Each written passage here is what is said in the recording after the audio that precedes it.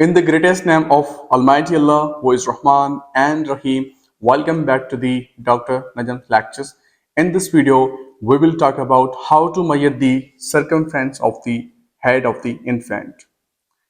First of all, we have to know that we will measure the circumference of head of infant, that site where the larger diameter is basically present. So to do this, I will take the centimeter tape uh, or the measuring tape in the centimeter, and I will put the tape little bit above the eyebrows like this. Then I will go the posteriorly like this, and on the posterior side, you know very well that we have here the occipital protuberance, where I will find out the larger diameter, and again I will go anteriorly like this.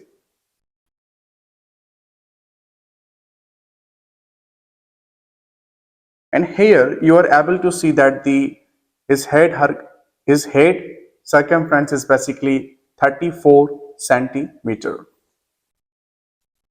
So you have to know very well that the normal head circumference is basically from 33 to 38 centimeters. If it is greater than 38 centimeters, it comes under the category that is basically known as the macrocephaly.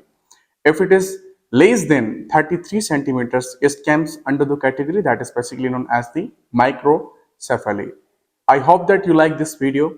Do subscribe to Dr. Najam Lectures.